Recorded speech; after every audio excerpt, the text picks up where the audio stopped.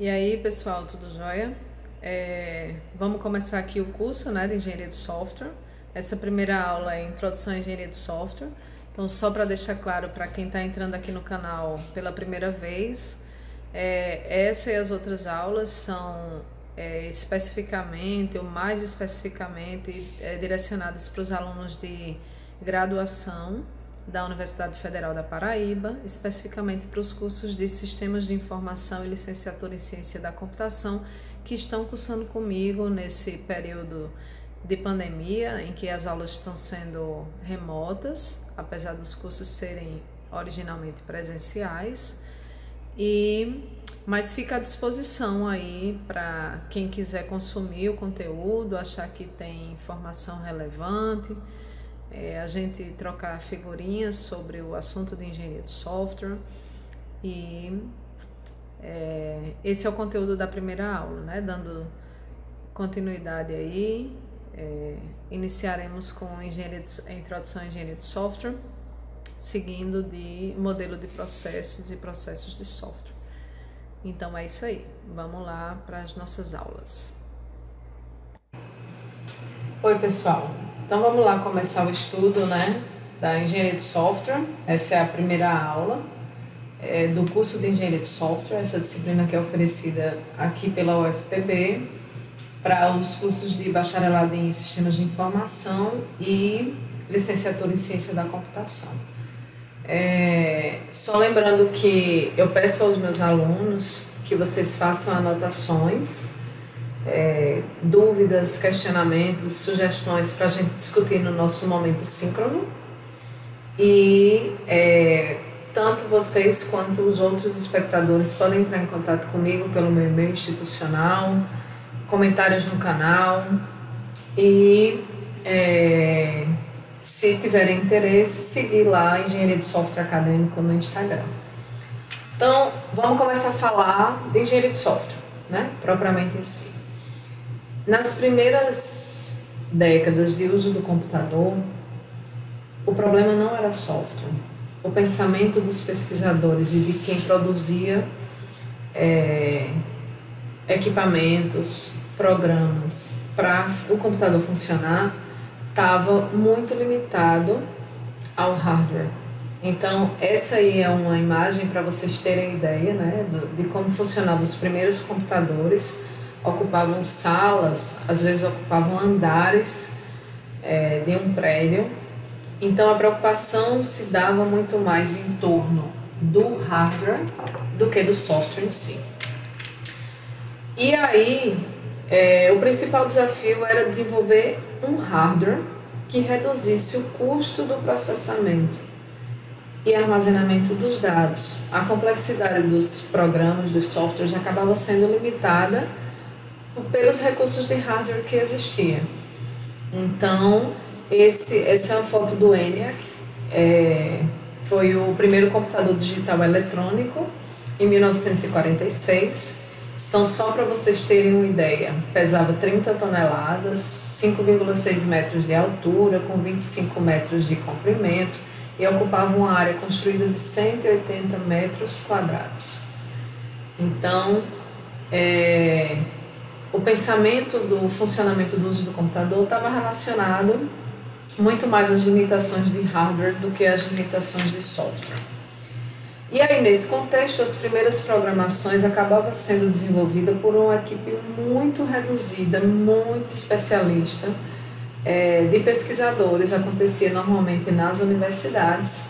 Nessa época não se tinha um método específico para desenvolver software, era quase um processo de criação artística, inspiração. Fora isso, as exigências eram muito baixas do funcionamento desses programas. Também não tinha concorrência no mercado. E são esses exemplos que estão aí para vocês, são exemplos de programação em cartões perfurados, que é como era antigamente. E aí, se eu fizesse a perfuração enquanto programador no lugar errado, na operação errada, no comando errado, tinha que jogar fora e fazer novamente. Então era muito complexo, limitado ao desenvolvimento do próprio hardware. E aí houve a evolução do software como um papel muito importante. Ao longo dos anos, ele passou por várias mudanças, acompanhando também o desenvolvimento do próprio hardware. E a que se deve essas evoluções? Primeiramente, a gente não pode deixar de falar sobre a melhoria no desempenho dos computadores, né? Fora as modificações de arquitetura, que acabam tendo um aprimoramento de capacidade de memória e de armazenamento. Então, só para vocês terem uma ideia, na minha graduação, uma memória muito boa era de 256 MB, quando o computador conseguia na placa-mãe aceitar 2 pentes de 128. E só assim eu conseguia rodar o JDK 1.0. E eu não sou tão velha assim, certo? Então, por aí vocês tiram, hoje vocês tiram o processo de evolução de hardware, que impulsionou naturalmente o desenvolvimento do software e o seu aprimoramento.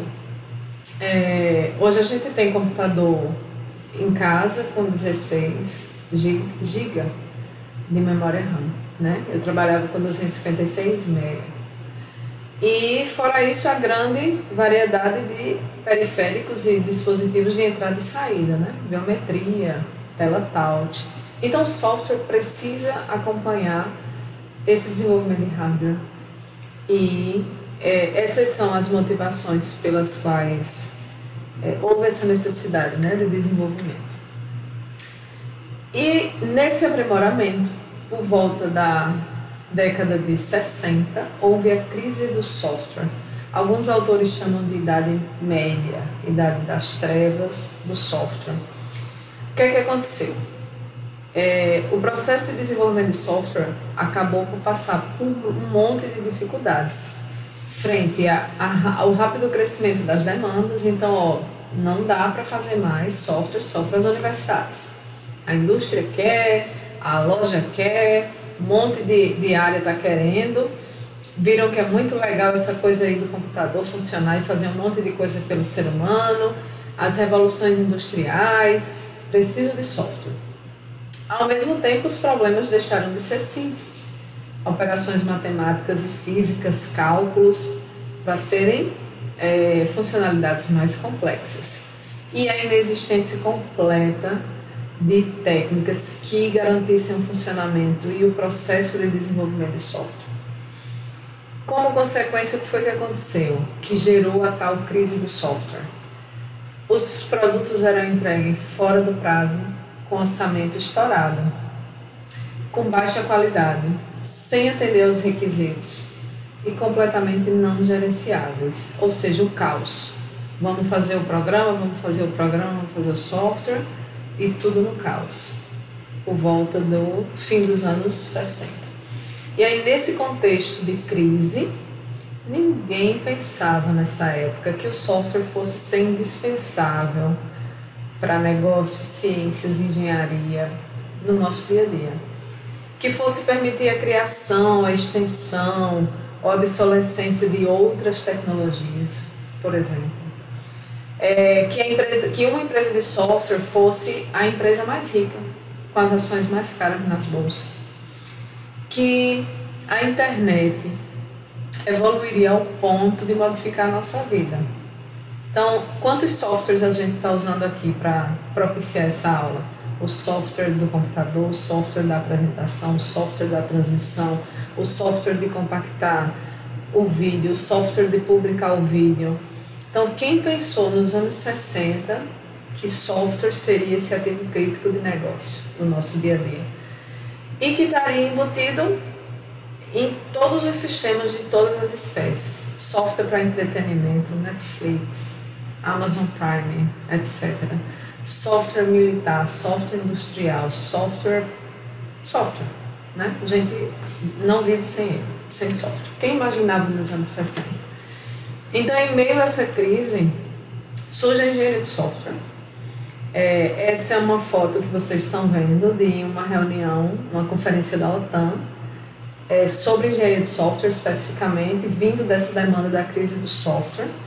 E aí tem uma frase bem emblemática de um dos engenheiros, infelizmente só tem homem, né, nessa foto, mas aí mudou. A engenharia de software, a ciência da computação, tem uma presença robusta e considerável das mulheres na computação. Mas bem, voltando ao assunto aqui, Um dos engenheiros, dentre várias colocações, eu achei que é bem emblemático para a gente ter noção desse contexto de como surgiu a engenharia de software, né? Ele diz o seguinte: o problema é que certas classes estão colocando demandas sobre nós que estão além das nossas capacidades, teorias e métodos do projeto que conhecemos até o presente. Ou seja, por que estava o caos? A gente não tinha método, não tinha ferramenta, não tinha processos bem definidos, que fosse mensurável, que fosse gerenciável, e só chegando demanda, e ele sem conseguir dar conta. E aí surge a disciplina, né, a área de estudo, de pesquisa de engenharia de software. E aí tem uma frase bem emblemática de Pressman, que é um dos grandes teóricos de engenharia de software, né, um livro muito adotado aí no Brasil e no mundo afora, para as disciplinas relacionadas à engenharia de software, que diz o seguinte: o software ultrapassou o hardware como chave para o sucesso de muitos sistemas baseados em computador. E aí, vocês concordam? Vocês acham que o software é esse ativo crítico de negócio que é indispensável, que é muito mais importante do que a evolução e a presença do hardware? A gente vai discutir um pouco isso na aula síncrona, mas eu queria que vocês pensassem um pouco sobre isso, né? Será que a gente pode pensar e colocar o peso todo no software, ou o peso mais importante para o valor das coisas que a gente tem? É uma coisa a se pensar. Antigamente era o hardware, né? E ele que impulsionava o desenvolvimento do software. Mas pense aí no seu dia a dia. Adianta a gente ter um console do Xbox muito bom e eu não tenho um jogo que consiga rodar numa plataforma dessa? Ou o contrário, adianta eu fazer um jogo muito bom e eu ter a memória e o processamento do Xbox antigo? Então, como é que funciona isso hoje, essa comunicação, esse desenvolvimento entre hardware e software? Como é que será que a Microsoft pensa nisso? Ao mesmo tempo faz os jogos e desenvolve o console do Xbox. A Microsoft pensa em fazer os jogos logo e aí pede para a galera lá de hardware: vocês precisam aumentar a memória, aumentar desempenho, reduzir perda de imagem, de frames, ou é o contrário? Ou é conjunto? O que é que vocês acham? E atualmente os softwares, assim, independentemente de hardware ou software, mais importantes, mais imponentes, os softwares são decisivos para o mundo, a gente sabe disso. Existem catástrofes emblemáticas discutidas aí em palestras, em livros, artigos de engenharia de software, para a gente ter noção da complexidade do que é um software e como ele impacta na vida da gente, né? Essa foto é do Aeroporto Internacional de Denver. O que aconteceu aí foi um erro no sistema, no software, que tinha o processamento automático do transporte de bagagem. Teve um erro nesse transporte, o sistema errou as direções e somente foi um custo estimado em 360 milhões. Bem simples. E qual o problema que aconteceu? Software. Eu tenho também um exemplo bem discutido, bem batido, né, na engenharia de software, que é o Ariane 5, o projeto que ia trazer a supremacia europeia no espaço, projeto de 10 anos, com custo aí de 8 bilhões, e depois de 40 segundos de lançamento, uma explosão. O software calculou errado a velocidade horizontal do foguete, e aí jogou tudo fora. Problema? Software. O FBI em 2005 teve um custo nada mais, nada menos do que 105 milhões de dólares por um sistema que eles desenvolveram num tempo muito esticado. Quando o produto de software ficou pronto, a tecnologia já era obsoleta, não tinha mais o custo-benefício de fazer manutenção daquilo, foi todo jogado fora. E qual o problema? Software. Conclusão. Com esses exemplos e nessa contextualização, todas as economias do mundo, de todas as nações, são dependentes de software. Já pensou atualmente, na pandemia, como seria a vida da gente sem software, como estaria a economia dos microempresários e pequenos empresários sem poder vender aí pelos aplicativos de entrega. Já pensou como é que estaria o nível de transmissão se a gente não pudesse se comunicar assim tão facilmente com a tecnologia, com conferência com nossos familiares, amigos, etc. Software. Cada vez mais os nossos sistemas são controlados por software, né? E aí entra a engenharia de software. É uma área que se dedica a teorias, métodos, ferramentas e processos para desenvolver um software profissional. E o que é esse software profissional? O primeiro ponto que a gente tem que chamar a atenção é que eles não são triviais. Faça aqui um programinha, 2 dias está pronto. Não são triviais. E eles devem se basear num conjunto de requisitos específicos. O objetivo da gente fazer um software é atender a quem precisa e resolver aquele problema. Os custos de software dominam os custos dos sistemas computacionais, hoje em dia, certo? De tão importante que eles são. E manter um software custa muito mais, algumas vezes, do que desenvolver um novo. A gente fica aí com um paradoxo. Eu preciso manter o software, senão ele se torna obsoleto, mas na medida em que eu aumento, na medida em que eu mexo nesse software, em que eu evoluo o sistema, mais complexo ele fica. Então, é uma coisa que vocês têm que guardar. Manutenção de software, evolução de software, não é uma coisa simples nem barata. A engenharia de software se dedica, então, para o desenvolvimento desses sistemas, respeitando o cronograma e o custo, atendendo às necessidades dos seus usuários, clientes e minimizando os custos de manutenção. Isso é extremamente importante. Se você faz tudo certo, mas para mudar uma coisinha de uma tela, o lugar de um botão, isso lhe gera um transtorno, um teste enorme, uma movimentação da equipe de desenvolvimento. Está faltando aí alguma ciência da engenharia de software, alguma técnica para te dar esse suporte. E o que é um software? Afinal, a gente vai trabalhar a disciplina toda com a engenharia do software, né? Primeira coisa que vocês têm que ter na cabeça, anota aí. Meus alunos, anota aí que isso é importante, vocês não podem terminar essa disciplina sem ter isso na cabeça. Programa não é a tradução de software. Em inglês, software, tradução, programa.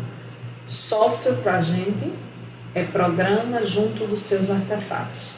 Se eu tiver só o código-fonte, só o executável, isso por si só não é um software. Todos os artefatos que estão envolvidos no processo de desenvolvimento e na sua implantação fazem parte do software e são tratados pela engenharia de software. Mas eu não sei o que é, não, artefato. Vou te dar um exemplo. O manual do usuário pode ser um artefato. Um script de banco de dados para configurar o sistema, um artefato. Eu posso ter o documento de requisitos, um outro artefato. Eu posso ter o projeto de arquitetura, um outro artefato. Então, a engenharia de software ela não trata somente, especificamente, do programa, do código. Não somos meramente programadores, somos também programadores, engenheiros de software. Então, lembrem-se, software, programa e artefatos. E aí, um software novo, existem vários cenários em que eles podem ser construídos. O primeiro é a criação de um novo programa, de um novo software, porque existe essa demanda, né? A segunda possibilidade é haver configuração, é necessária uma configuração específica de um software que já existe, e aí você desenvolve um novo programa, ou mesmo a reutilização de um. Eu tenho um programa, vou pegar ele aqui, mas fazer uma extensão. Então, todos esses cenários lidam com o desenvolvimento do software e são tratados e percebidos e aplicadas as técnicas da mesma maneira para a engenharia de software. Dentro dessas definições existe uma classificação literária a título de compreensão, facilitar, para ser mais didático para os alunos. Não precisa decorar o que é, o nome que é a classificação deles serem genéricos ou personalizados. E aí, antes de eu falar a definição de genérico e personalizado, eu queria que vocês gravassem outra coisa. Na engenharia de software, existem muitos conceitos, mas os nomes são intuitivos, eles não foram escolhidos aleatoriamente. Então, se você pensa em estudar engenharia de software decorando conceitos, eu adianto que vai dar um trabalho enorme e não vai dar certo não. Afinal, a gente precisa da engenharia de software para colocar em prática o processo de desenvolvimento de software, não para decorar e fazer uma prova. Então, repara o nome. Genérico, personalizado. Esqueça software. O que é uma coisa genérica? Que serve para um monte de gente. O que é uma coisa personalizada? Foi feito sob medida. O que é um software genérico? É um software que não teve um pensamento, pelo menos inicial, num determinado usuário, num determinado cliente, numa determinada empresa. Por exemplo, Microsoft Word é um editor de texto, ponto. Foi feito para mim? Não, só para mim não. Foi feito para o meu colega lá, professor? Foi também. Foi feito para minha mãe? Foi também. Foi feito para o presidente da República? Foi também. Então ele é genérico. Os softwares personalizados, eu chego lá na empresa de software e digo, eu estou precisando de um software que faça isso, calcule aquilo, mostre aquilo, diga a localização da empresa, da pessoa com GPS, você está pedindo para fazer. Um software genérico pode se tornar personalizado? Pode. Eu pego o Word e chego para a empresa e digo, eu quero uma coisa mais ou menos assim. Mas eu quero essa funcionalidade essa só para mim. Então o Word deixa de ser genérico, passa a ser personalizado. Um personalizado pode ser genérico? Posso. Eu fiz um programa, eu fiz um software para uma empresa de conveniência MPM específico, para gerir lá caixa, distribuição e etc. E aí comecei a vender. Ele deixou de ser específico para aquele posto de gasolina. Claro que isso tudo tem uns contratos por trás que devem ser respeitados, a gente vai discutir um pouco mais na frente, mas ele pode se tornar genérico. Eu tenho aqui um software de prateleira, que a gente chama, né? Software de prateleira, que está lá na prateleira, você pega, leva para casa e ajusta o seu negócio. E essa é a classificação. Mas existem os tipos. E os tipos eu coloquei aí, né? Que tem uma divergência literária, na literatura. Que divergência é essa? As definições, elas não servem para vocês decorarem, mas servem para vocês entenderem, associarem as complexidades do software, associarem e escolherem as melhores técnicas e melhores ferramentas. Então, os tipos de software, tem autor que diz que é uma coisa, tem autor que diz que não entende assim, mas eu quis trazer as diferentes perspectivas que eu estudei, para quando vocês ouvirem isso em textos, em artigos, em blogs, em tutoriais na internet, vocês, eu acho que eu estou entendendo aqui o que essa pessoa está querendo falar. Então, o primeiro tipo são os aplicativos, né? Qual é a grande diferença dos aplicativos em si para os sistemas? Sim, só uma coisa, um parêntese. Todos esses tipos são softwares. Sistemas, aplicativos, sistemas embarcados, drivers, sistemas para dispositivos móveis, sistemas operacionais. Todos são softwares. Todos são programas e artefatos. E aí, qual é a diferença de aplicativo para sistema? Né? O que alguns autores trazem. É que quando você define software para aplicativo, você diz uma ou muito poucas funcionalidades para definir. Enquanto sistema, você não consegue definir assim. Você tem que falar um pouco sobre várias funcionalidades que ele tem. Então, exemplos, fica mais fácil de entender. Eu tenho um joguinho de paciência aí pro celular. Isso é um aplicativo ou um sistema? Se eu perguntar, o que está fazendo? O que é isso que tu está usando aí? Como é que você responde? É um software para eu jogar cartas. Ponto. Ah, mas ele tira foto, mas ele imprime, mas eu posso escolher sei lá o quê. Ou seja, só tem a funcionalidade de jogar? Não. Mas quando você o define com uma ou muito poucas funcionalidades. Se eu pensar num sistema, o sistema de controle acadêmico, por exemplo, que a gente tem lá na UFPB, o SIGA-A. Como é que eu defino o SIGA-A? E aí, tá usando esse programa aí, o que é isso? Você vai dizer, é um programa que eu vejo minhas notas como aluno? Não. É um programa em que o chefe do departamento aloca disciplinas, sala de aula, professor, horário. É um sistema em que o coordenador emite histórico, faz cadastro de estágio. É um sistema em que o professor cadastra suas aulas, as suas notas, as suas datas, coloca o seu material de plano de curso. É um sistema em que os alunos verificam seus históricos, suas notas, se matriculam, pedem aproveitamento de componente curricular, ou seja, tem como eu definir o SIGA-A, módulo acadêmico, com uma funcionalidade só, fica complicado, fica incompleto. E aí é onde está o problema. O que são poucas e muitas funcionalidades? A partir de quando eu digo que deixa de ser aplicativo para sistema? Tem divergências, então a gente usa o bom senso, mas essa é uma diferença muito mais didática do que prática, né? A gente pode chamar de software e dá tudo certo. Os sistemas embarcados são aqueles que não necessariamente usam a arquitetura de Von Neumann. Lembra lá da introdução ao computador? Processador, memória e armazenamento. Então, exemplos ficam mais fáceis de entender. Eu tenho um software para a minha geladeira, que boto lá mais gelado, menos gelado, fazer gelo. Eu tenho um software para o controle do ar-condicionado, colocar o timer para desligar, modificar a temperatura. São programas, partem do mesmo princípio, mas não estão rodando numa arquitetura de computador. E aí vem, dentro desse conceito, os softwares para sistemas, para dispositivos móveis, né? O que é que são esses softwares?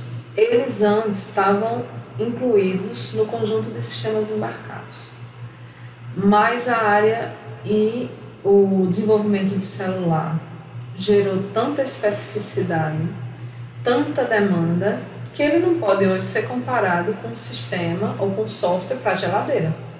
Quantos aplicativos para celular, desenvolvimento para celular vocês têm aí nos celulares de vocês instalados, e quantas geladeiras tem um software para geladeira?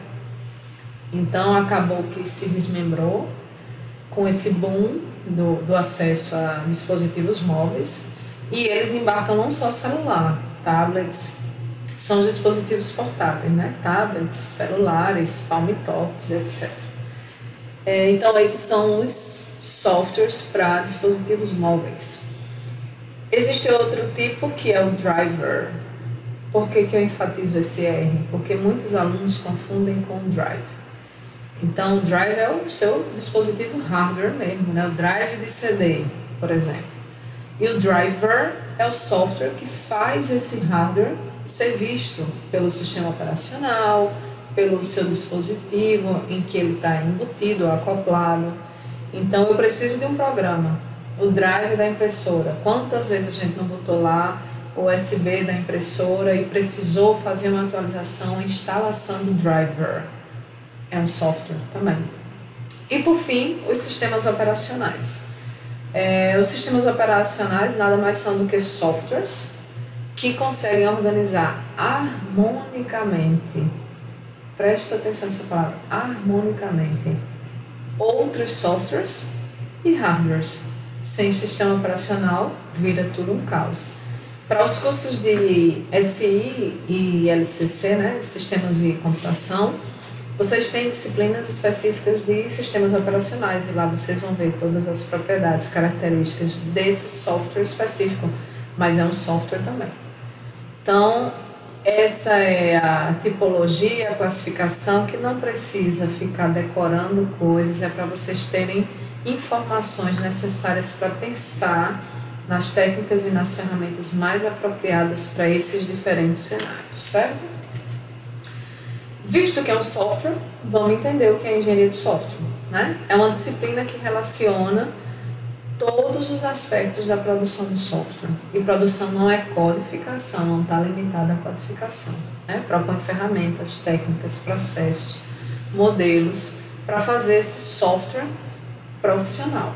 E esse software, para a gente fazer, eu preciso entender qual é o problema. Por que as pessoas estão precisando desse software? Depois que eu entendo o problema, eu preciso pensar na solução. E o processo de pensar no problema, trazer a solução, está sempre limitado a restrições de desenvolvimento, restrições tecnológicas, restrições de mercado, restrições legislativas, restrições de recursos disponíveis. Eu não tenho tantas pessoas, eu não tenho tanto dinheiro e etc. Então, dentro dessas restrições e dessas limitações, eu tenho que entender o problema e desenvolver a solução computacional adequada. Para dar suporte a isso, eu tenho a engenharia de software. O SWIBOK, né, que é um guia muito conhecido, prático da área de engenharia de software, define 12 áreas de conhecimento, que acabam sendo os capítulos da nossa disciplina, né, até o final dessa disciplina de engenharia de software teórica. Para os alunos de SI e LCC, vocês têm uma disciplina de gerência de projeto específica, gerência é para SI só, desculpem, e qualidade de software específica também. Ou seja, a gente vai ver as áreas de conhecimento, suas técnicas, mas vocês ainda têm mais disciplinas que vão tratar especificamente sobre essas áreas de conhecimento ao longo dos cursos de graduação. Eu vou falar assim bem rapidinho, a gente vai discutir um pouco melhor na nossa aula síncrona, né? Mas a primeira área é a engenharia de requisitos, que trata das classificações de requisitos, como é que levanta requisito, como é que valida requisito, o que é requisito, requisito funcional, não funcional, de domínio, de usuário, de sistema. Então, trata desse processo de conhecer o problema que eu preciso resolver computacionalmente. A segunda área é a parte de projeto e arquitetura. Quais são os componentes? Como esses componentes se ligam? Que arquivos eu tenho que construir? Onde eu vou guardar isso no computador? Como é que eu faço isso virar um executável? Que partes precisam se falar? Como é que eu analiso o projeto nesses componentes e nessa comunicação? A parte de projeto e arquitetura de software. Depois que eu penso nessas partes, eu vou construir o sistema. Então, essa área está mais ligada aos ambientes de desenvolvimento, técnicas de programação, padrões de projeto, implementação de código e etc. Construir, eu preciso testar para ver se deu certo. Área de teste, verificação e validação. Verificação de código, validação e aceitação dos usuários, confirmando aqueles requisitos e etc. Depois, dando suporte a esse processo todo, desculpe, tem ainda a área de manutenção de software.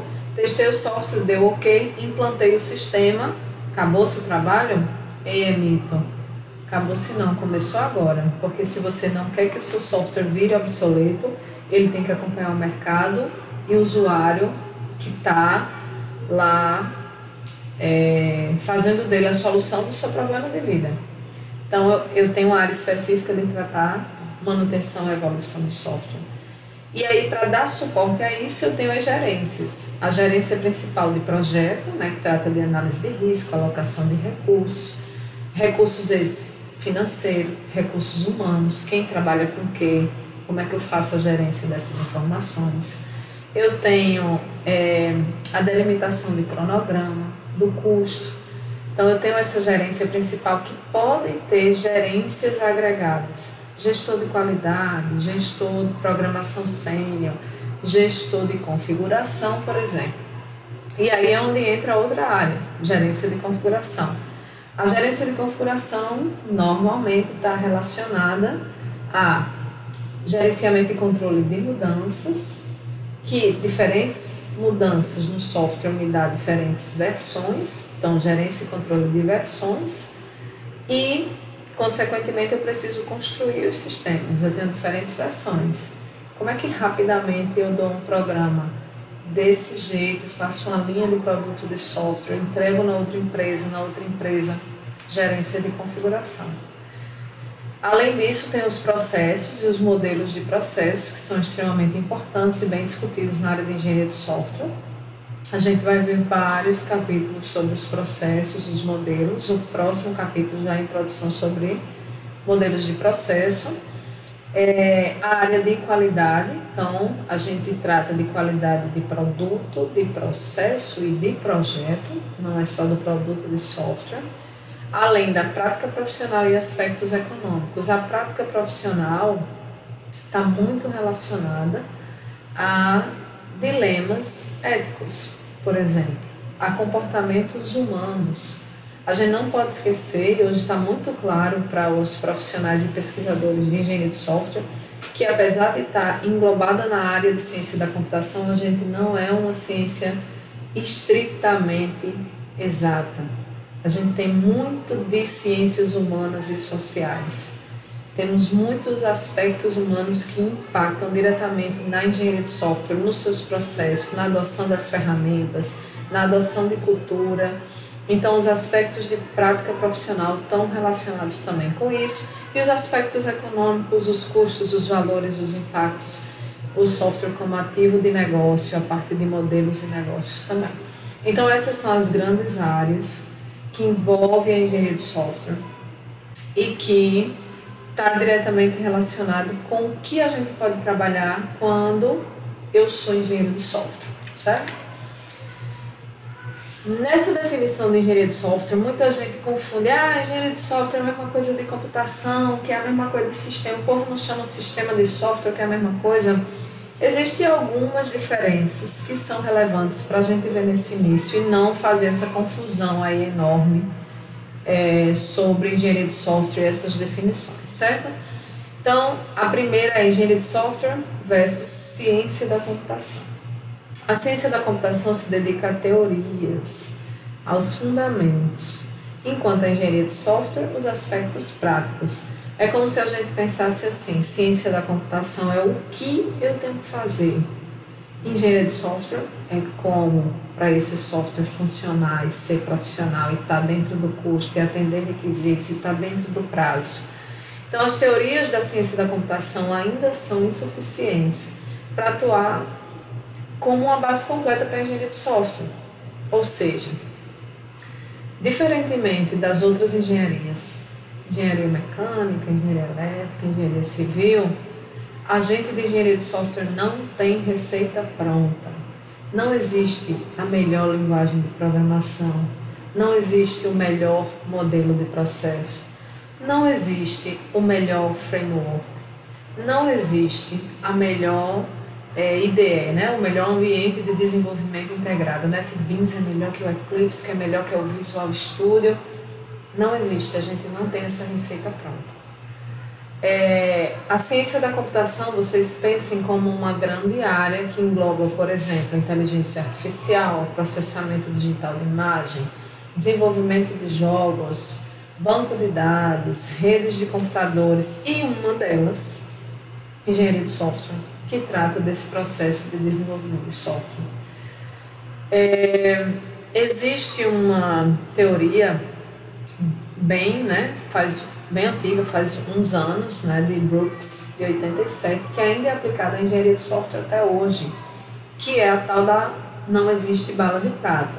Tem uma lenda que é uma bala de prata só que consegue matar o lobisomem. Pronto, fazendo analogia com essa história, não existe o melhor processo, a melhor ferramenta, a melhor técnica para eu fazer o software de 100% de certeza que vai dar tudo certo, eu vou ser muito rica e vai dar tudo lindo. Ele traz, esse autor, ele traz alguns pontos sobre o processo de desenvolvimento de software que ele categoriza em dificuldades essenciais e dificuldades acidentais. Vamos começar de trás para frente. Acidental, o nome já diz, sem querer aconteceu, a gente tem que lidar e o software tem que ser construído. Como é que a gente mitiga, previne ou resolve esse problema? Os essenciais estão ligados à natureza do software. Por exemplo, a complexidade. Fazer um software para a cantina da universidade é a mesma coisa de fazer um software de controle aéreo para o aeroporto de Guarulhos? Eu acho que não.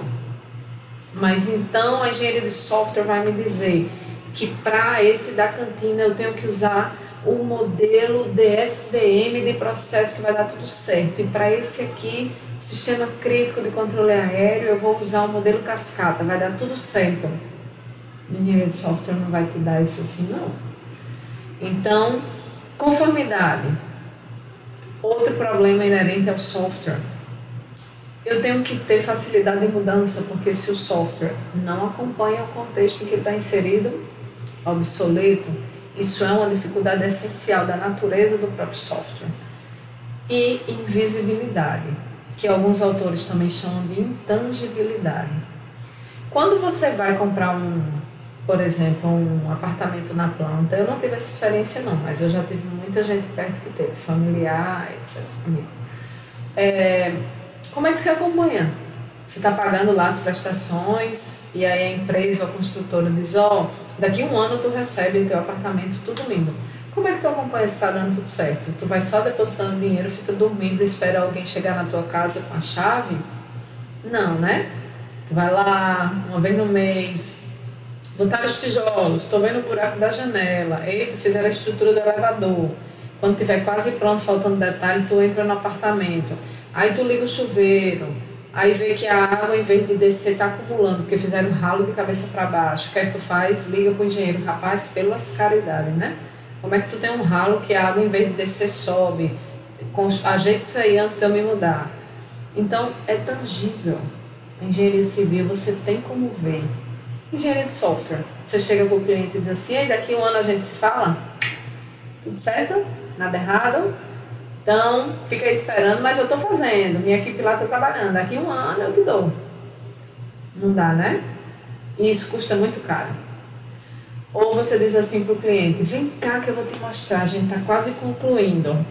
Aí tu abre ali o Eclipse para ele, o Visual Studio, e começa a mostrar as classes, os métodos, os construtores, annotations. Aí tu diz, instalei até a API aqui já, o plugin está funcionando no Eclipse, está tudo lindo, já chega. É? Não, né? Ele vai continuar pagando, é complexo.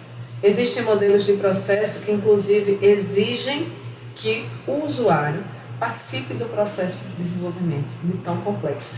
E essa intangibilidade do software torna a situação de manter, de desenvolver, de tratar técnicas e ferramentas certeiras muito mais complexo, que é o que discute aí as dificuldades essenciais trazidas por Woods, né? E aí, qual a diferença de engenharia de software para sistema? Afinal, o povo chama sistema de software, software e sistemas, sistemas de software, que é software, aquela confusão, né? Sistemas e aplicativos. A engenharia de sistemas é mais ampla, lida muito mais com a parte de infra, aspectos de hardware para manter, para dar estrutura para você fazer o seu software. Ela acaba abarcando a engenharia de software, mas numa fase muito mais de abstração de hardware, organização das estruturas físicas. Então, quando a gente fala de engenharia de sistemas, a gente não pensa num programador, não. Nem a gente pensa num gerente de configuração. A gente pensa aquela galera que está muito mais ligada aos aspectos de infra para manter esse processo de desenvolvimento e implantação do software. E estamos chegando aí nos princípios da engenharia de software, né? O que é que são princípios? Que viagem danada essa coisa de princípio, parece aula de direito, né? Mas não. Princípio é o que norteia todas as ciências, todas as áreas têm os seus princípios. Então, norteia as decisões. Eles são mandamentos gerais em que o pesquisador, o profissional pensa neles para executar, para decidir, para desenvolver tecnologias, para testar as coisas que estão sendo feitas, está de acordo com aquele princípio. Então, antes da gente falar um pouco nos princípios da engenharia de software, existe uma teoria, uma classificação de Meyer para os softwares, que está diretamente relacionado aos princípios, né? Essa classificação ajuda a entender como esses princípios foram propostos e os porquês que tem atrás dessas definições.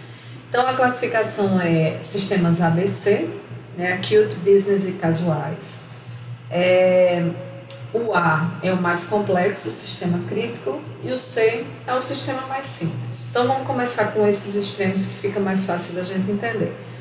O sistema A normalmente é uma missão muito crítica.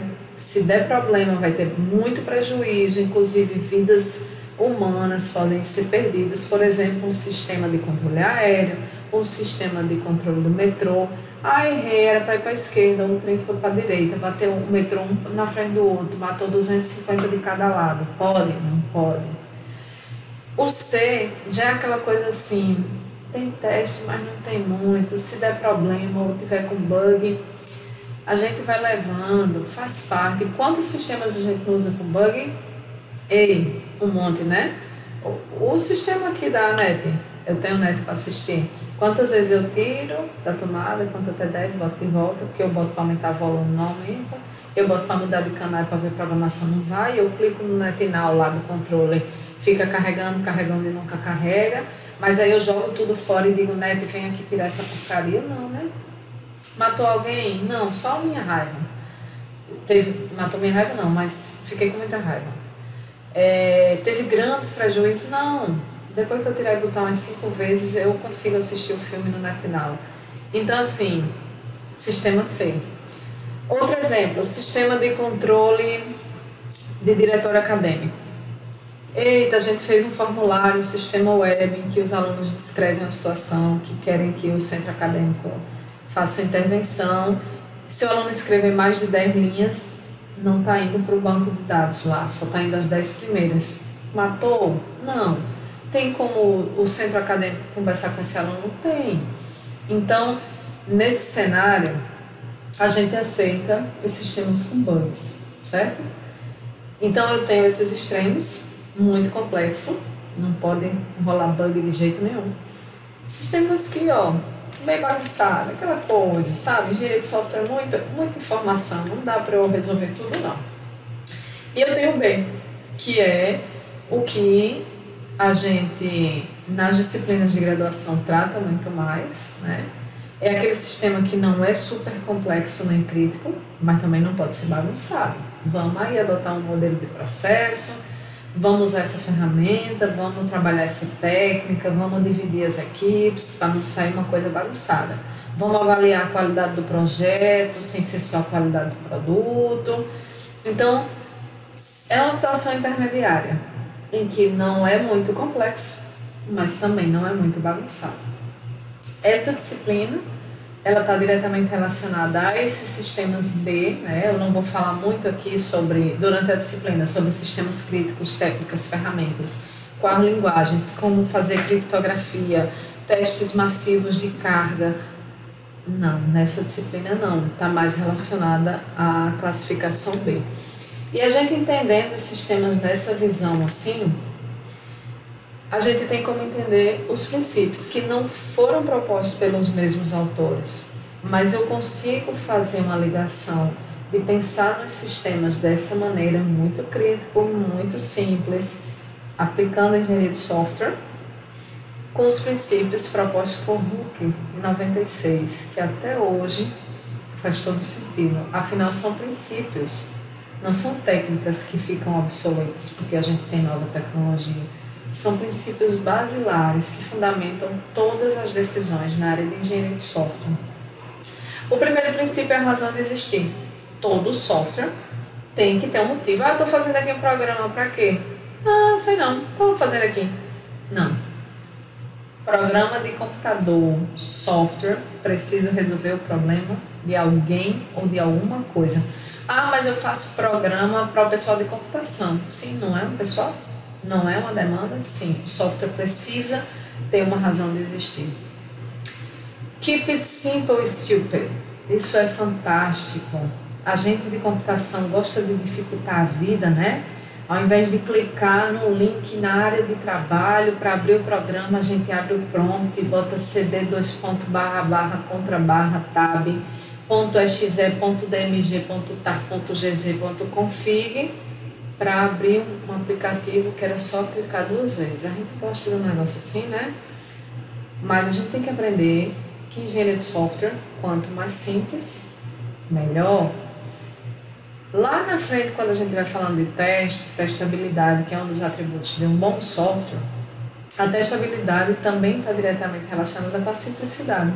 Quanto mais simples for o software, mais fácil ele é de ser testado. Se mais fácil ele é de ser testado, maior a probabilidade de dar certo o seu produto e não chegar para o seu usuário com problema. Então, pelas caridade, coloca e desenvolve e pensa em técnica e ferramenta que seja simples de usar, simples de instalar, simples de entender, um protocolo simples, um modelo de processo simples, tudo simples, documentação simples, e que fazer a coisa simples e que preste é muito complexo. Não é simples fazer uma coisa simples. Um dos princípios de engenharia de software. O terceiro é que você tem que manter a visão. Para que eu estou fazendo? Quem é o meu público-alvo? O que é que eu preciso entregar para a gente não viajar na maionese e chegar lá com um produto que não era aquilo que foi requisitado, ou que está fora do prazo, ou que ficou caro demais, como o caso lá de FBI. Será que manteve a visão? Sei quantos anos, sei quantas pessoas, desenvolvimento distribuído, um monte de dinheiro jogado fora. O que um produz, o quarto princípio, os outros consomem. Humanizem o processo de desenvolvimento de software. A gente faz isso para as pessoas. Pense nos usuários. Pense onde esse sistema vai ser incluído. Você faz um sistema muito bom, tudo lindo, dentro do prazo, para o caixa do supermercado, para 100 pessoas usarem, 3 não tem os bracinhos, nem os dedinhos. E o seu sistema exige que a tela, para iniciar, tenha que clicar no mouse e depois tocar na tecla F5. Você só esqueceu de um detalhe. Lá na concepção do usuário, precisava de tecnologia assistiva. Então, se você não tem isso na cabeça, você pode ser o melhor programador, o melhor testador, o melhor arquiteto, vai dar errado em alguma hora. O quinto princípio, esteja aberto para o futuro. Ei, sou muito bom. Minha equipe é muito top. Eu só tenho gente certificada. Meus programadores fizeram um curso lá nos Estados Unidos. Está tudo certo.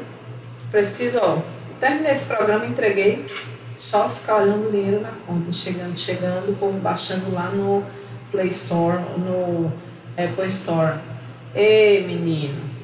Não dá certo não, vê se o software acompanha os nossos desenvolvimentos sociais, tecnológicos, e quando eu digo tecnológico, não é tecnologia da informação não, é tecnologia, um conhecimento técnico aplicado na prática.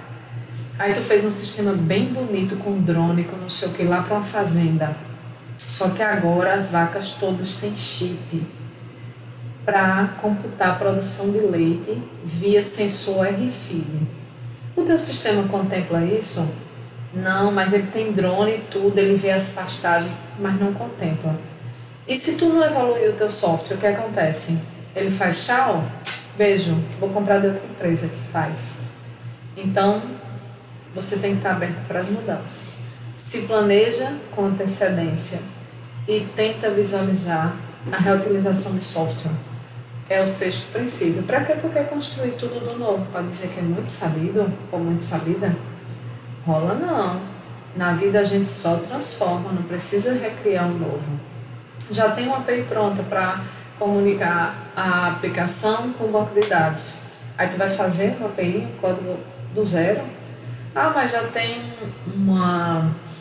um pacote, uma biblioteca pronta com todas as funcionalidades para você emitir relatório. JReport, por exemplo. Não, mas eu quero fazer. Eu abro um stream de dados, eu coloco lá na tela, eu digo os pixels onde vai ficar o logo da empresa. Sério? Estou podendo chamar um método lá e passar só qual era os dados do banco de dados e ele colocava já tudo certinho de como é que ia ficar o PDF. Ei, pensa na reutilização, é um princípio da engenharia de software. E por fim, o princípio de pensar, que está relacionado a todos os de cima. Para o curso de sistemas de informação, para os meus alunos que estão assistindo essa aula, eles estão no quarto período, viram até então introdução à programação, linguagem de programação, programação orientada a objetos, algoritmos e estrutura de dados 1 e 2, um monte de programação. Como é que vocês faziam até hoje? O professor dizia lá que fazia um joguinho do Damas, jogo da velha. Vocês abriam o Eclipse, o Visual Studio, ou algum ambiente de desenvolvimento específico para Python, sei lá. Ia lá, alguns rabiscavam assim na folha de ofício do caderno e vamos fazer assim a tela. Sentava e fazia, né? Complicado que só. Ou o professor te dava um script com documento de instrução para te dizer o que era, também bem complexo. E você, ia lá codificar. Existem modelos de processo em que o custo, o tempo e a dedicação da equipe para codificar é cerca de 20%. 80% são as outras etapas do processo e da engenharia de software. Então, pense antes de fazer, pense antes de arquitetar, pense no seu usuário, pense em fazer uma coisa simples, pense em como eu preparo o meu software hoje para que ele consiga evoluir. Princípios da engenharia de software. E esses conceitos estão norteando e vêm norteando o desenvolvimento das ferramentas, das novas técnicas, das novas teorias que cercam a engenharia de software, certo? Para a gente tentar aplicar esses princípios e transformar eles em umas técnicas, existe um monte de desafios-chave na engenharia de software. E antes de falar dos desafios, esse é um quadro do modelo ISO Square, que é um modelo de qualidade de software, que diz que para um software ser bom mesmo, tem que atender todos esses requisitos aí, usabilidade, portabilidade, segurança, manutenibilidade, testabilidade, adequação funcional, etc. Ou seja, eu tenho que fazer essa coisa toda funcionar, segura, fácil de manter, modularizada, com usabilidade, com segurança. Eita, tem que fazer. E isso de um bom software ter todas essas características acaba trazendo grandes desafios para a engenharia de software. Por exemplo, o que é que eu tenho que enfrentar quando eu estou fazendo softwares como esse, né? Um ponto bem interessante, um dos pontos é a heterogeneidade. Os sistemas precisam estar disponíveis para diferentes usuários e diferentes plataformas. Imagina o Instagram web, o WhatsApp web, o WhatsApp do teu celular. Tem que estar disponível. Nem sempre as pessoas estão no computador. A maioria das vezes está no celular. Mas vê que coisa chata digitar naqueles dedinhos que chega a me dar uma dor aqui, que eu tenho um problema de ler. Ao invés de chegar no computador com um teclado assim bem fofinho, conversar outras coisas, textão, bem massa, por causa do WhatsApp web. Os sistemas precisam pensar nessa multiplataforma. Uma coisa boa para a engenharia de software hoje é que a maioria das linguagens de programação abstraem isso do processo de desenvolvimento. Você desenvolve um código, um artefato específico e a distribuição por serviço ou por interpretação de código vai depender do cenário. Então eu tenho a compilação, a interpretação e a execução dos códigos-fonte multiplataforma. A gente antes precisava pensar um pouco mais. Eu, por exemplo, programei em C puro e rodava no Windows 32 bits, mas não rodava 64 bits. E eu lá, linda, aconteceu demais, né? Muito estudiosa, fazia os programinhas na minha graduação. Chegou no dia de apresentar o projeto para o professor. O meu computador era 32 bits, tudo certo. Pegava num disquete, era trash, disquete. No final do curso é que eu tive um pendrive. Pegava no disquete ou no CD, colocava lá para o professor. Quando ia rodar o programa, cadê que não rodava? Porque o computador da universidade, do laboratório, era 64 bits. Então veio computador, viu? Era só mudando a plataforma do sistema operacional. Então, a gente hoje não tem muito dessa preocupação, não. Coisa boa. Linguagens como Java, Python, por exemplo, abstrai isso, roda em todo canto. Coisa linda. Sistemas web, então, você usando vários frameworks, acabou-se. Como o Ionic, você desenvolve um código só, roda Apple, roda Motorola, roda Samsung, roda sei lá, um bocado de coisa. Então isso é bom, mas a gente tem que pensar nessa heterogeneidade, nem sempre temos essas tecnologias disponíveis. Assim como os usuários. Lembra do exemplo lá do supermercado que eu dei? Precisa pensar em diferentes usuários. E tecnologia assistiva, minha gente, está em alta. As pessoas com deficiência estão sedentas para consumir software que não dá acesso.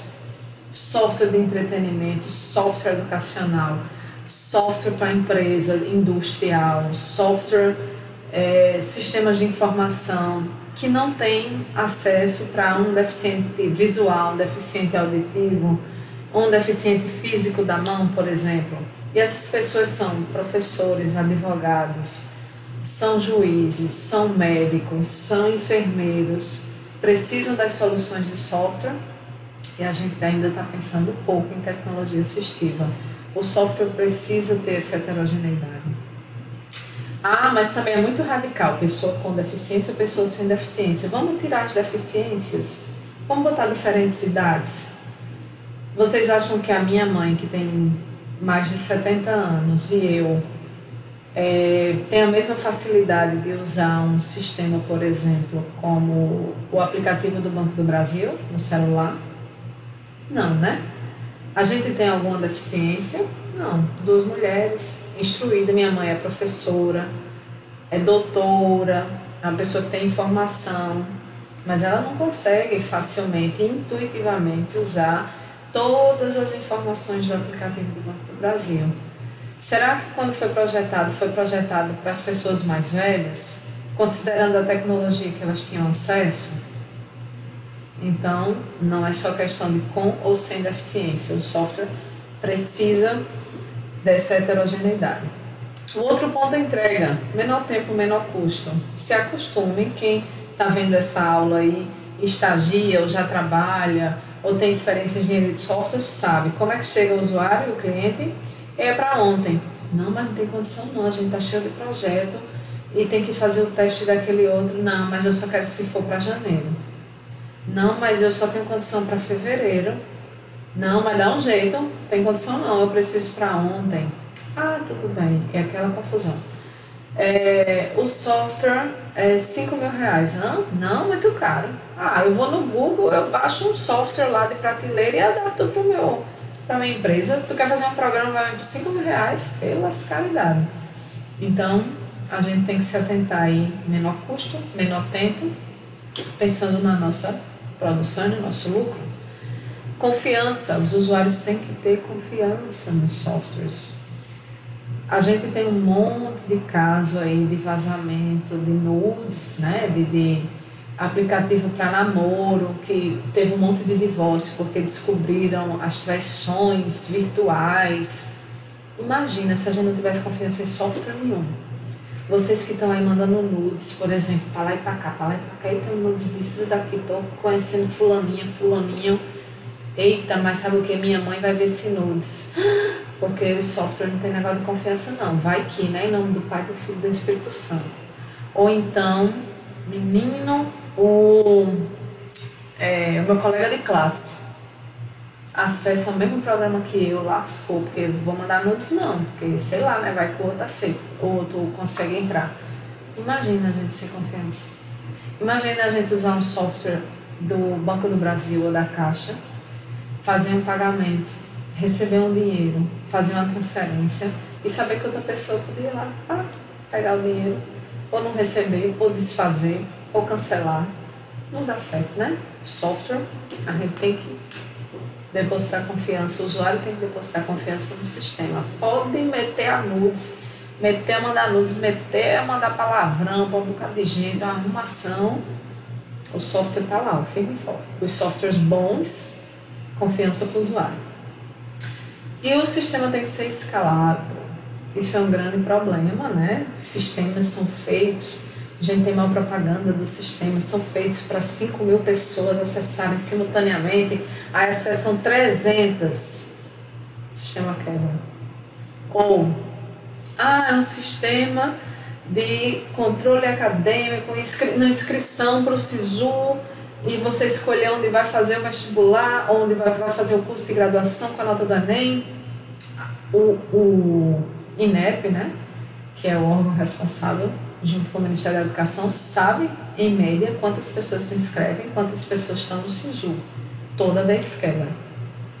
Ah, porque deu pau. Porque o sistema estava fora do ar de tantas horas, mas consertamos o problema. Sistema de imposto de renda. Brasileiro, né, que gosta de deixar para última hora, última semana, 60% das declarações de imposto de renda são inseridas nas últimas semanas. Aí você vai lá, tal coisa e tal. A gente sabe quantas pessoas, a gente não, desculpe, a Receita Federal sabe quantas pessoas em média precisam declarar imposto de renda. Tem lá o leão, inclusive, para estimar isso. Aí, eita, na última semana estendeu o prazo mais 2 dias porque o sistema da Receita ficou fora do ar. Já aconteceu isso. Não estou dizendo que aconteceu agora nem que vai acontecer, mas eu já passei por isso. De fazer upload da minha declaração de imposto de renda e o programinha que eu baixei no computador não funcionava. Os sistemas precisam ser escaláveis, senão não dá certo. Se você faz um sistema para 5 pessoas acessarem simultaneamente e 500 pessoas tentam, não tem culpa você, sua empresa. Ele estava sendo preparado para 5, entraram 500. Mas se você diz que fez os testes de carga, por exemplo, para 500 pessoas acessarem simultaneamente, entram 50 e o sistema quebra, você tem culpa. Então, tem que prestar atenção a isso. Outros desafios chaves, né, relacionados com a engenharia de software, com o que é que os engenheiros de software precisam se preocupar, é a responsabilidade ética. A engenharia de software, ela deve ser mais responsável do que simplesmente aplicar técnicas. Ah, eu sei programar, eu sei fazer teste, eu instalei o framework, eu botei aqui essa criptografia, essa segurança de dados, acabou-se. Assim como outras ciências, a engenharia de software, a gente precisa considerar o que é legal e o que é moral. Às vezes você está todo certinho dentro da lei. Mas será que aquilo faz sentido? Para o que a gente entende de bom senso como certo, como justo, a gente, enquanto engenheiro de software, precisa pensar nisso também. Então, os engenheiros de software devem se comportar de forma honesta, não só de forma legal, para serem respeitados, né? E é mais do que uma sustentação legislativa, que está diretamente relacionado à confidencialidade e competência. O que você sabe de dados e informações dentro do processo de desenvolvimento de software, testes, entrevista com o usuário, visita nas empresas de software, acesso a códigos, acesso à conta bancária, fica com vocês. Isso é para qualquer profissão, inclusive engenharia de software. E a gente não tem que assumir alguma coisa que a gente não tem competência para isso. Então, sua empresa, sua equipe faz um tipo de software e vai participar, por exemplo, de uma licitação para desenvolver o software de integração dos sistemas do Brasil, com a equipe de 4 pessoas que só tem experiência com sistemas de informação para corporações, por exemplo. Não, né? Responsabilidade ética aí sobre o que fazer e como fazer. A responsabilidade profissional está relacionada com a produção intelectual. Eu costumo dizer para os meus alunos que desenvolver software é como um jogo de futebol. Adianta ter Neymar e o resto ser tudo perna de pau? Não, apesar de que eu acho o Neymar meio cai-cai, mas esquece a conversa do futebol. Adianta ter Neymar, mesmo sem ele cair, e os outros jogadores não jogar? Não, mas aí não ganha. Adianta ter um goleiro massa, agarra tudo, só ganha a Copa quem faz gol, quem tem mais gol do que o outro. O nosso goleiro agarrou tudo, então é 0 gol do outro lado. Mas a gente não fez nenhum também, adiantou? Não. Processo de desenvolvimento de software é a mesma coisa, é equipe, é junto, é comunicação, é clareza, é aspecto humano, senão não rola, não funciona. E aí eu entro nesse desafio-chave de quem é o software. Essa ruma de gente produziu. Eu tenho um código com desenvolvimento distribuído. Parte na China, parte no Brasil, desenvolvedor 1, desenvolvedora 2, desenvolvedor 3. Construímos um sistema de quem é o produto. Quem ganha dinheiro por isso? Existe e a gente tem que se atentar aos contratos que regem o processo de desenvolvimento, a produção intelectual. E no Brasil tem uma lei, é a 9.609 de 98, mas quantos de vocês já escutaram falar nela? Que trata de propriedade intelectual sobre o software. A gente, enquanto engenheiro de software, precisa sentar, parar para ler e entender. Então, eu fiz o programa, eu tenho direitos autorais, eu não tenho direito, eu abri mão. Onde foi que eu abri mão? Que documento eu assinei? Como é que eu faço isso na minha empresa?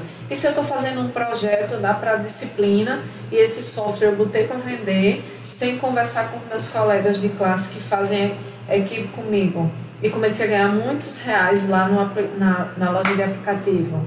Como é que funciona? Tem lei para isso, a gente precisa ter responsabilidade profissional. E eu indico aí a vocês a procurarem a lei para dar uma lida. Isso está diretamente relacionado com a engenharia de software. Alguns dilemas éticos propriamente ditos, né? Fora esses já de responsabilidades profissionais, morais, etc. Por exemplo, eu discordo com a posição da empresa, ou do programador, desenvolvedor sênior, ou do gerente. Como é que eu lido com isso? Eu falei de time de futebol.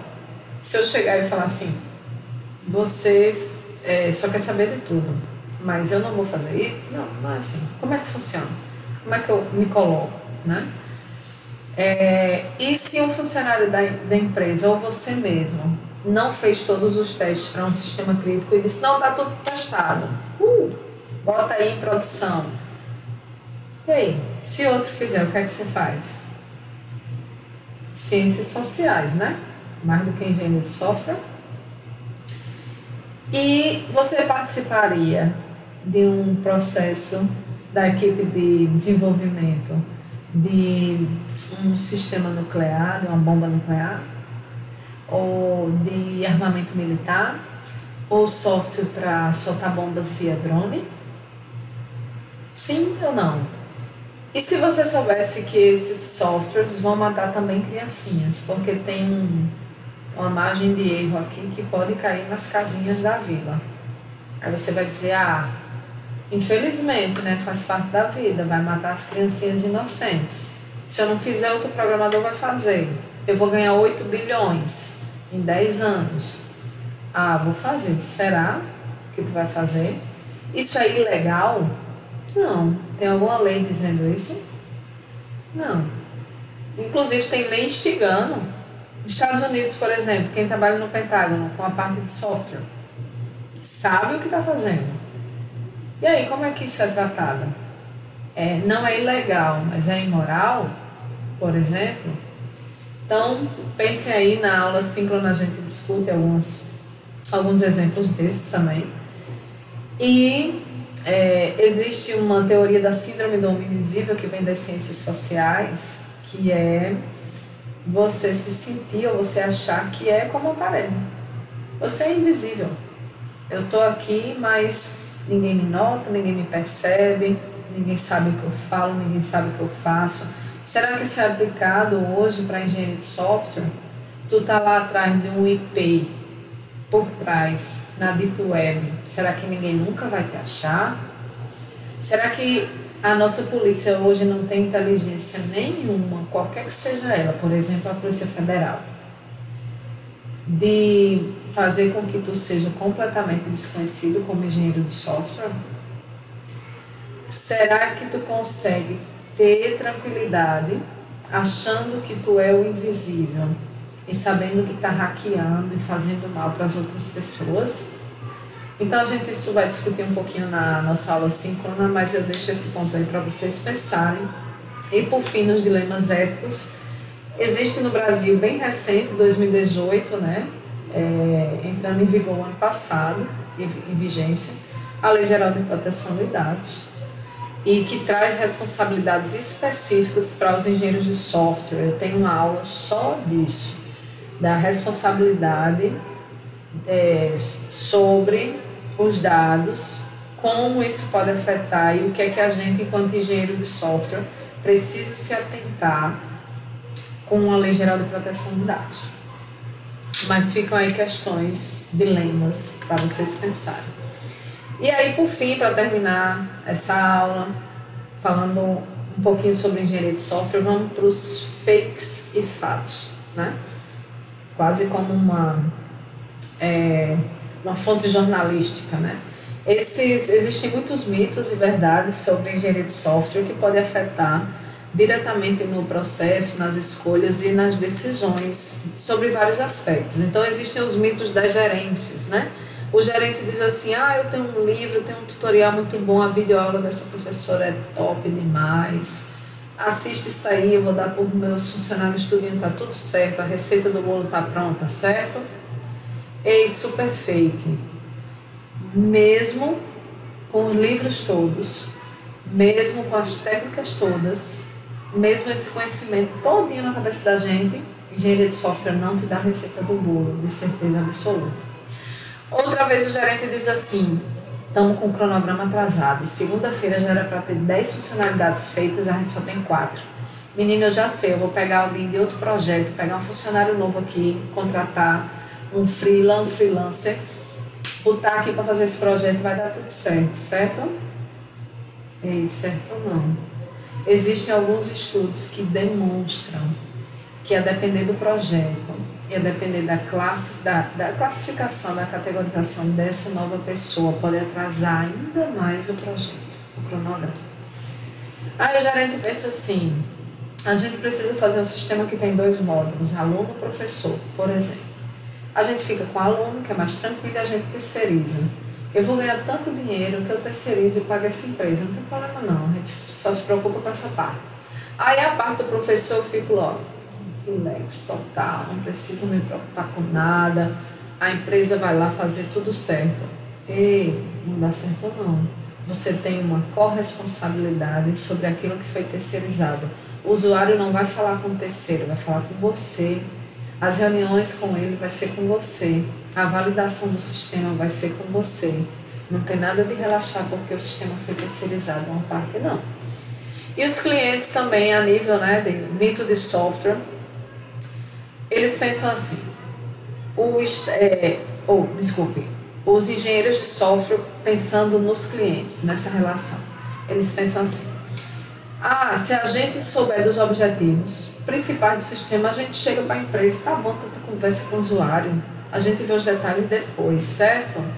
Certo ou não? Existem modelos de processo que inclusive exigem a participação do usuário em todo o processo de desenvolvimento de software.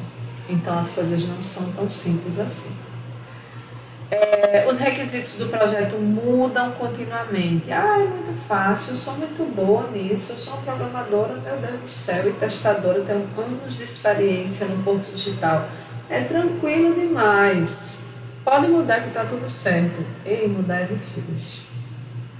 Manter o software bom com essas alterações é bem complexo. Então a gente precisa se atentar a isso. É super mito, certo? Alguns mitos do profissional do software. Quando eu escrevo o programa, entrego, está tudo certo. Acabou-se meu trabalho, recebo dinheiro e vou dormir. Sombra e água fresca. Começou o problema agora. Porque eu preciso manter essa coisa viva. Se eu não mantiver, o software fica obsoleto. Se eu não ficar atento às demandas do meu usuário, do meu cliente, ele não paga mais e contrata outra empresa. Então, o teu trabalho massivo e complexo talvez comece no processo de manutenção do software. Até que o software esteja lá rodando, eu não tenho como avaliar a qualidade, não. Como é que eu vou avaliar a qualidade de um sanduíche que ainda não foi feito? Tem como? Tem. Para quem foi meu aluno, sabe que eu gosto de dar uns exemplos bem esdrúxulos às vezes, mas a maioria das vezes os alunos conseguem entender. Para quem está sendo meu aluno agora, se acostume. Eu gosto de sair um pouco de software de computação e para a vida real e depois trazer vocês de volta. E esse exemplo aí eu tenho um na minha cabeça que é um sanduíche. Você só consegue provar ou suspeitar que o sanduíche é bom quando você mastiga ele, pronto. Se eu souber da qualidade da carne do hambúrguer, será que isso não é um indício de qualidade? Carne de primeira, de segunda, de terceira, de pescoço. Se eu souber da qualidade do queijo, o tipo do queijo, se eu souber como ele foi guardado para não ficar com gosto de geladeira, será que não tem um indício, indícios antes do hambúrguer ficar pronto, antes de eu mastigar, de que ele vai funcionar, de que ele é bom? Software, similarmente, acontece isso. Eu não tenho como dizer que o software presta ou não presta só depois que ele está pronto. Eu, inclusive, posso medir e avaliar a qualidade do projeto e do processo antes dele estar pronto. E quando eu tenho os produtos minimamente viáveis, os MVPs, na medida em que eu vou entregando, eu estou reavaliando a qualidade daquilo que foi entregue e daquilo que será entregue. Então, mito, certo? A engenharia de software vai fazer a gente criar um monte de documentação, aquela coisa, aquela pilha enorme de coisas no Word que eu vou imprimir, que negócio complicado, danado, cheio de UML. Pelo contrário, a engenharia de software tenta fazer com que o seu programa funcione, que você resolva o problema. E não que você crie artefatos que não vai gerar nada. As metodologias ágeis, por exemplo, têm como princípio muito mais o software rodando do que uma documentação extensa. Então, super mito, engenharia de software não é sinônimo de documentação volumosa e desnecessária. Tudo que é produzido, ou tudo que a gente visa produzir, desde o processo de concepção, desenvolvimento, implantação e manutenção do software, é para que eles funcionem bem, resolvam o problema dos nossos usuários. Muito mito, certo? Então é isso, eu finalizo essa primeira unidade de introdução à engenharia de software. Então eu falei em que contexto a ciência surgiu, na crise do software, comentei um pouquinho sobre as definições do que é que vem um software, afinal a gente vai estudar a engenharia dessa coisa. Então que coisa é essa? Produtos e artefatos. A gente viu um pouquinho o que é engenharia de software, quais são as áreas de conhecimento que a gente aborda, o que é que a gente vai ver na disciplina. Esclarecemos as diferenças entre engenharia de software, ciência, engenharia de software, sistemas de engenharia de sistemas. A gente viu algumas questões principiológicas. Então, o que é que está por trás de desenvolver tanta ferramenta, tanta linguagem, tanta técnica, tanto framework para fazer um programa de computador, né? Além disso, eu trouxe aqui alguns desafios chaves para a gente pensar e discutir lá na nossa aula, né, com os nossos questionários, e alguns mitos que podem, de certa forma, atrapalhar a prática, os estudos de pesquisadores e engenheiros de software quando assumem os seus papéis dentro do processo de desenvolvimento. Esses são os 3 livros que eu usei como referência bibliográfica de Pressman, Somerville e do professor Marco Túlio. Eu indiquei aí os capítulos para quem quiser dar uma lida mais aprofundada. São os 3 livros que eu vou usar basicamente para tocar a nossa disciplina e fico à disposição de vocês, alunos. Levem os comentários, as dúvidas e os questionamentos, e a nossa próxima aula vai ser sobre processos de software. O que é que são os processos, as definições de modelos de processo e a primeira parte dos modelos de processo de desenvolvimento de software. Eu espero que vocês tenham gostado, que tenham aprendido alguma coisa e fico à disposição de vocês, vendo vocês na aula número 2 de processos e modelos.